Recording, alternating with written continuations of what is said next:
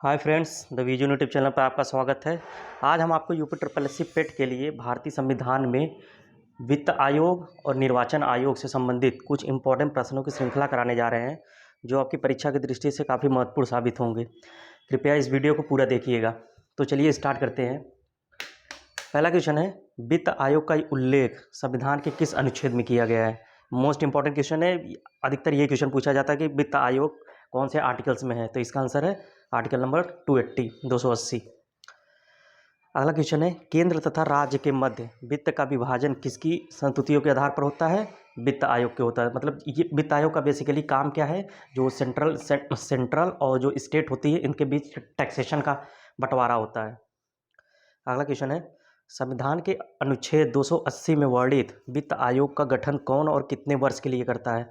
Article 280 में वित्त आयोग है, इसका गठन कौन कौन करता है? प्रत्येक 5 वर्ष में। राष्ट्रपति कितने वर्ष में करता है? प्रत्येक 5 वर्ष के लिए करता है। अगला क्वेश्चन है, वित्त आयोग में कुल कितने सदस्य होते हैं? टोटल मेंबर पूछा जाए, वित्त आयोग में कितने होते हैं? टोटल 5 होते हैं, 4+1। इसमें एक अध्यक्ष होता है और 4 अन्य सदस्य होते हैं। 4 अन्य का भी जो नियुक्ति कौन करता है? राष्ट्रपति ही करता है। अगला क्वेश्चन है, पहले वित्त आयोग का गठन कब किया गया? फर्स्ट वित्त आयोग जब बना था तब इसका गठन कब किया गया था? 1951 में। और ये वित्त आयोग चला कब से कब तक था? 1952 से 1957 तक चला था।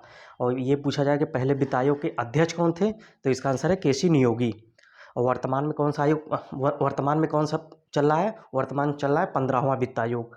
और इनके अध्यक्ष कौन है? NK सिंह। इसका फुल फॉर्म भी याद करिए, नंद किशोर सिंह इनका पूरा नाम है। अगला क्वेश्चन है, वित्त आयोग का मुख्य कार्य क्या है? अगर कार्य पूछा जाए, मतलब इससे पहले मैंने बताया है कि इनका कार्य है केंद्र और राज्यों के बीच जो टैक्सेशन का डिस्ट्रीब्यूशन होता है, वित्त आयोग ही करता है। मतलब कितना पैसा राज्य को चाहिए, कितना केंद्र को चाहिए, इसका बंटवारा वित्त आयोग करता है। अगला क्वेश्चन है, केंद्र और राज्यों के मध्य वित्तीय विवादों के निपटारे हो तो मुख्य एजेंसी कौन है? केंद्र और राज्यों के मध्य कौन सी है? वित्त आयोग। वित्त आयोग डिसाइड करता है कौन किसको कितना पैसा चाहिए, केंद्र को और राज्य को।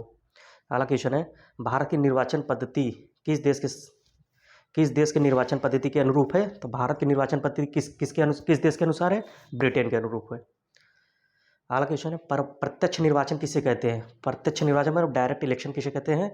जो जनता द्वारा प्रतिनिधित्व, जैसे MLA का चुनाव होता है, उसमें हम लोग डायरेक्ट वोट देते हैं, उसे प्रत्यक्ष निर्वाचन कहते हैं। जैसे राज्यसभा के सदस्यों को, उसमें हम लोग डायरेक्ट वोट नहीं देते, वो अप्रत्यक्ष चुनाव हो गया।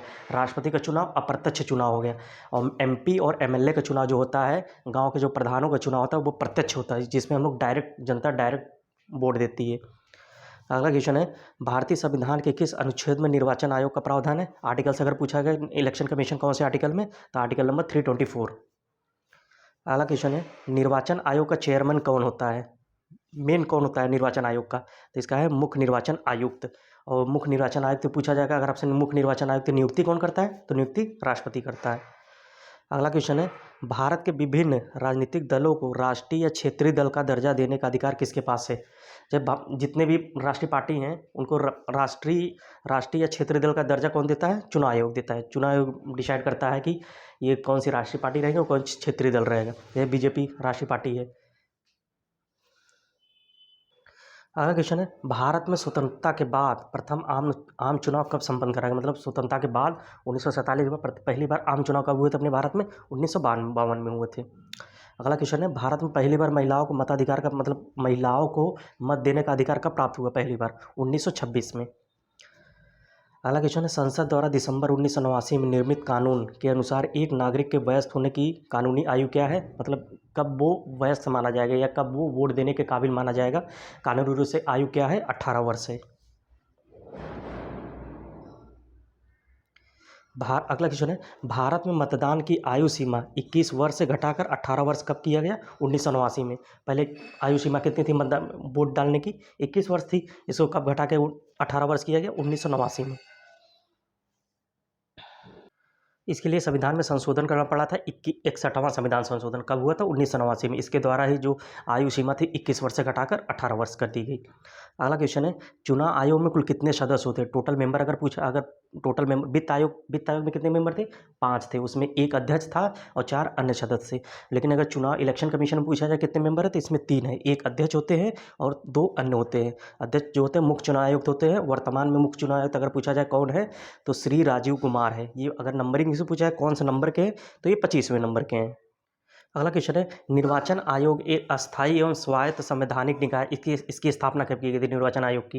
अगर पूछा ये संवैधानिक है, संविधान में इसका उल्लेख है, तो इसकी स्थापना कब हुई थी? 25 जनवरी 1950। इसीलिए 25 जनवरी क्या मनाया जाता है? राष्ट्रीय मतदाता दिवस मनाया जाता है।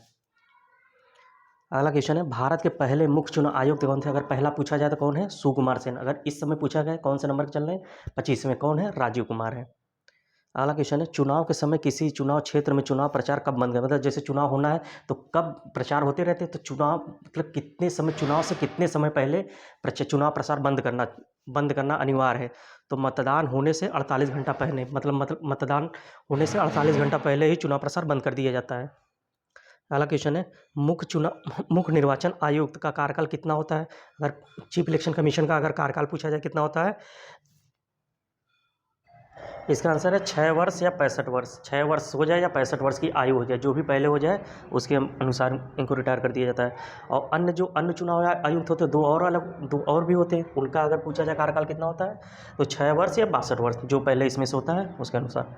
अगला क्वेश्चन है, मुख्य निर्वाचन आयुक्त को हटाया जाता है। मुख्य निर्वाचन आयुक्त को किस प्रकार हटा सकते हैं? तो संसद द्वारा विशेष बहुमत से। अगर आपको ये वीडियो अच्छी लगी हो तो कृपया वीडियो को लाइक और चैनल को सब्सक्राइब जरूर करिएगा। धन्यवाद।